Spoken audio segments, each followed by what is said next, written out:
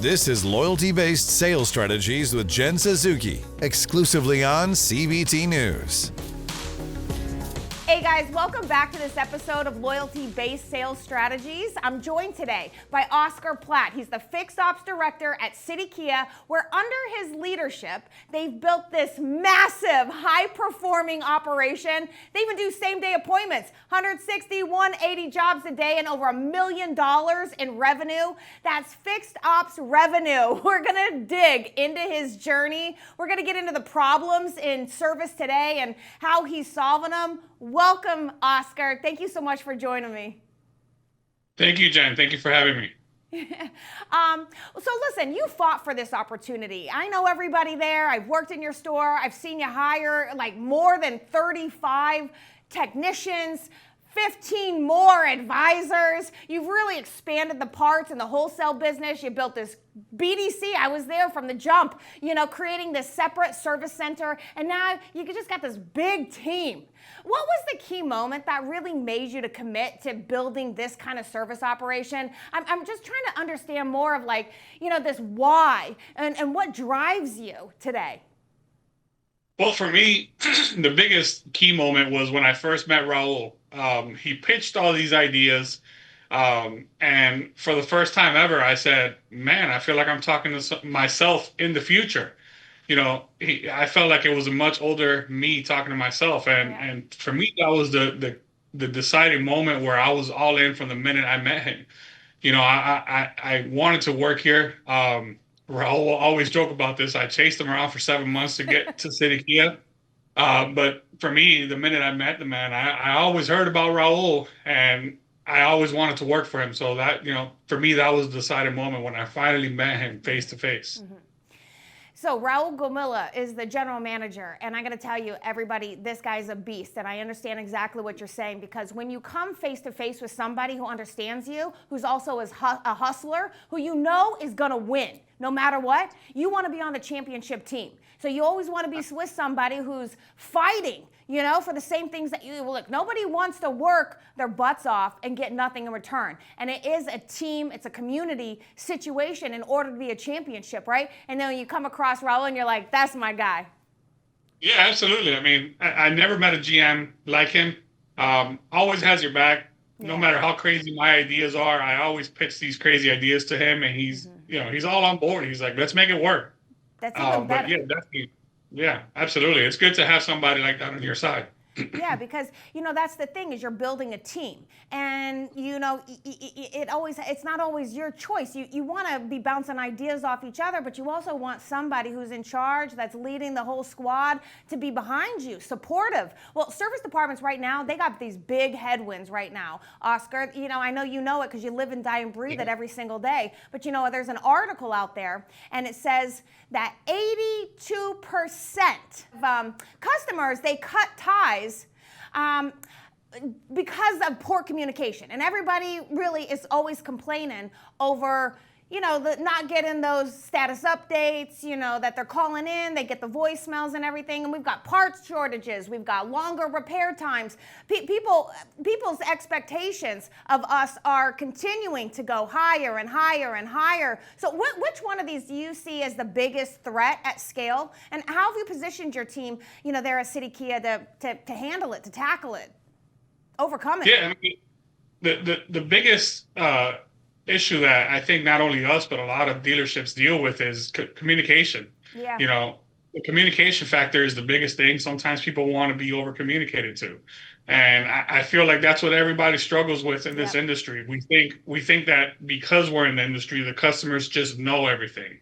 And that's a big misconception. The customers don't know everything. A lot of customers don't even know about anything about the car except for pumping gas and driving. That's it. Mm-hmm. And that's one of the things that I tell my advisors, I tell my BDC, you need to over-communicate and explain everything. Yeah, explain everything, Yeah.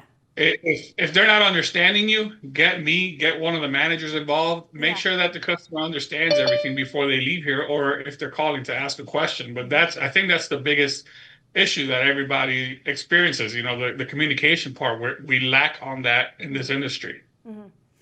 I feel what you're saying too, because a lot of times I think in service, everybody's moving so fast. At 7 a.m., you're already got a bottleneck, and then everybody's trying to just get them in, get them out. And then the customers, they think their car's going to go up at 7 a.m. because their appointment's at 7 a.m. and it's a whole thing, and it gets just, compounds. And same thing with the BDC. Nobody wants to hang out on the phone for too long, it's just boom, boom, boom. But what you're saying, I think we all need to hear this, is that it's time to slow the freak down. It's time to slow down and spend more time with people explaining things. When you say over-explain, I mean, for me, I understand this because I think we're all trying to move too fast, but people need to hear more, not less. I agree. And it's a big problem. Sometimes in the service industry, we're moving so fast that we're missing the small things. Yeah. The customers are telling us exactly what we want. And because we're moving so fast, we're missing that communication portion. Yeah. And we're missing everything the customer is saying. So we're not building relationships anymore. That's it. It's more of the customer is, and I hear it all day long. Not only here, I mean, I go out to different dealerships because I like to see what other people are doing. Okay. And I hear customers talk about it all the time, and they're like, yeah, the communication's bad. We're missing the small things, and that's what really drives the industry, when you build that relationship with the customer. This sounds so easy. You make it sound so simple, but don't you really have to have these continued conversations with team members to ensure that they understand the mission? It's like, slow down, spend time with people. This is about relationships, connections. And how are you going to do that if you don't try to explain what's going on with their car, what we're doing, why we're doing it? You're thinking about that beginning of the morning, and it's, usually flooded, at 7 a.m. for most dealerships. And anyway, you get these workflow bottlenecks, and you've got these manual processes that can hold people back, where you've got check-in delays and sometimes even just inefficiencies in the bay layout, and tech integration, sometimes there's a lack thereof. And anyway, you got high volume, 160, 180 appointments a day. What process or system changes make the biggest difference in eliminating those bottlenecks and raising that throughput while maintaining your CSI, your customer satisfaction? Yeah, I mean, I think the biggest part of it is process. Yeah. You've got to build a process where the customer is part of the process, and they don't even realize that they've become part of it. When you have a process where it's just connects all the way through, and the customer's part of that, and they don't even realize that you've already made them a part of the process, I mean, that really pushes everything through and makes everything move the way it should. It doesn't happen all the time. You've got guys and girls that sometimes deviate from the process, and that's what really creates the bottlenecks. But the process is really what drives everything and makes everything flow the way that it should. Well, I think a lot of times people process, and even inspecting the process is something that if one is missing, then things can just quickly fall apart. And with so many moving parts and so many people, so do you take? How do you reinforce the process? You know what I'm saying? Like, just pick one example, or one of the things that really creates that bottleneck. What's that look like for you? Well, I mean, to reinforce the process, really, you've got to be involved. If you're not involved and you're not inspecting your process, essentially, then it doesn't really matter. You're just saying you have a process, but you don't really have one. So what I'll do from time to time is I'll drive into my service department with a different vehicle, and I'll go through the process. And I'll go through it from beginning to end, and I just let them know I'm not me. I'm a customer. You need to treat me like a customer. I need to see what the process looks like, and I look for breakdowns in the process so that I can perfect it and make it better. I got to tell you, that's strong as you know what. That I like this a lot, because you're letting your team members know how much you care. And coming in with a different car and having them, really, it puts the pressure on people to follow the process. At the same time, it gives you an opportunity to step back. And I've actually watched you do something similarly when we've done role plays with your team members, where you get in there and you show them another way to do it. And it's not like ball busting. It's not like, you're making them feel bad. It's like, listen, That's one way to do it. Here's another way to do it. This is why I do it. And I've watched you explain the why. And I think a lot of times when you're in the heat of the moment, that's where we can teach people and have it land more efficiently. So I really like this. In fact, I think I'm going to have to snag that one. That's a really good idea. Yeah. You know what it is you've watched me do walk-arounds, role plays, right? But that's different. Yeah, absolutely. I mean, you got to be involved. They got to, and I tell my team all the time, like, I'm not going to tell you something or tell you to do something that I haven't done in the past. I wrote service for a long time. Yeah. And when I tell them something, it's because it worked for me. And I was very successful, as a service advisor. So they just, sometimes they got to see me do it in order for them to understand that, wow, that works. Yeah. Yeah, and it's not just you. I mean, you've got assistant managers, you've got other people that also have strengths. And I've seen them in action where, they're live on the drive and ensuring that they're also coaching in the moment, And I think a lot of times people get into the job and we almost like set it and forget it with people, and if we don't spend time with people, you're going to keep on seeing the same repeated problems over and over and over. Listen, you're in one of the busiest stores, if not the busiest store I've ever seen. To be able to go out there and actually spend time with people, I mean, you have to really want to be a champion. And a lot of times, we see lost opportunities all over the place. We talk about them. We see the lost opportunities in the service lanes. When you go out there and you actually run through the plays with the guys, then it really starts to highlight what it is that's missing and be able to correct it straight away. Sometimes recalls, we don't even talk about them.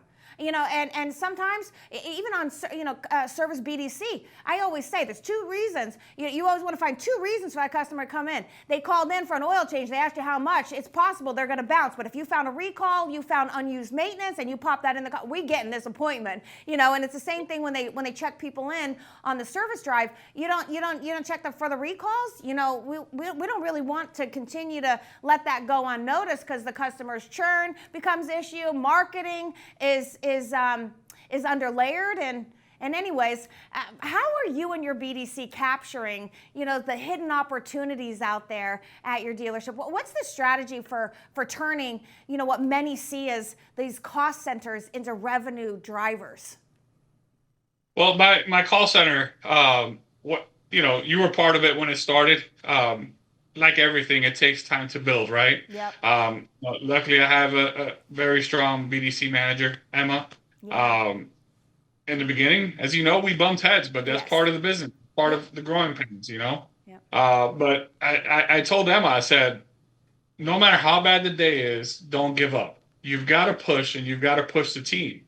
You've got to make sure that when you leave here, at the end of the day, you say, all right, my team and I gave it our all. Yeah. We didn't get the job fully done, but we really worked as hard as we could to get to where we needed to get. These girls make a bazillion calls a day. As you know, they make over 50,000 calls a month. Some of these girls, I go in, and no matter what time I go in, how often I go in, they're on the phone. They just don't stop. They're consistently hustling. Their mindset is different, and I think that really comes from the leadership in there, and Emma's done a really good job in there. Yeah. Listen, I want you to know, for anybody that's watching, this is a lesson learned. I go into a lot of dealerships, and sometimes I look at their service BDC and they sleep at the wheel. There isn't somebody cracking the whip. There isn't somebody like motivating. There isn't somebody shouting out goals. There isn't a board of where we are percent to goal. There isn't incentives going on in here, and these are a lot of the things that we've tackled to ensure that everybody feels like they're part of a team that's growing. There's when you're cracking that many calls, you really do have to have a leader in place that knows how to do the job, that can show people how to do the job, that can get get in there, TO, get on those calls themselves and lead that team. But quite frankly, like you said, it's that hustle. You know, you cannot let off the gas. You cannot give up. And everybody has to be fighting for the same mission. And when I see you in there, when I see Raul in there, I get pumped because, you know, we need a change, a rotation of energy, of goal setting, of just people wanting to embrace, you know, people. And that's what it's about. If you're constantly getting told no, but then you have, you know, your energy that comes in, that's you, and you know, and you're supportive and you're behind them, and it's like, you guys got this, you know, that you believe in me. Anything can happen. We got market conditions, they're tough. You've got all sorts of things where we've got, you know, lack of technicians, or we've got an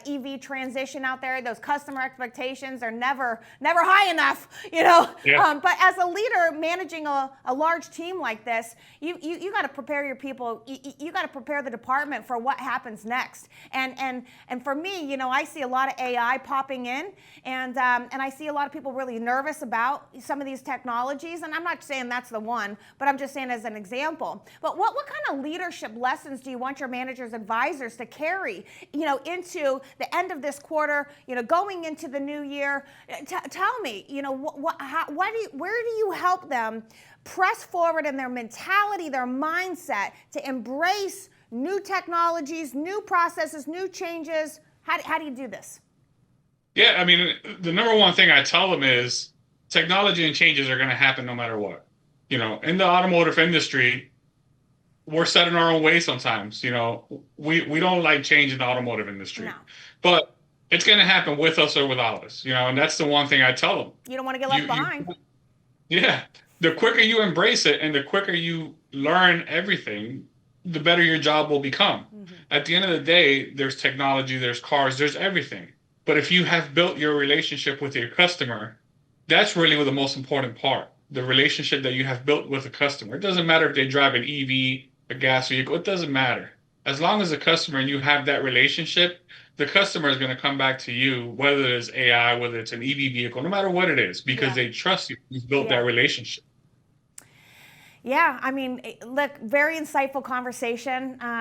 You know, sometimes you make this sound so easy, but you guys have no idea what this guy is doing every day. It's insane. 2 buildings, 1 million people, you know, just constantly thriving to do better. You know, it's always, how do we do better? How do we do better? Incredibly insightful, very motivational. Thank you so much for sharing your leadership journey with us, the problems that you're solving, you know, really giving us a little bit of your blueprint into how you're executing at such a high level at City Kia. And listen, these are all things that we can do. This isn't stuff that's like, you know, far-fetched. It's and like you said, you know, sometimes you really got to put in the effort, and you got to practice, and you got to hang in there, and you got to keep fighting for it. And our listeners, maybe pick an idea from our talk today that you could apply this week into your own service department. Well, thanks again, Oscar. Really appreciate you coming in here today and spending some time with me.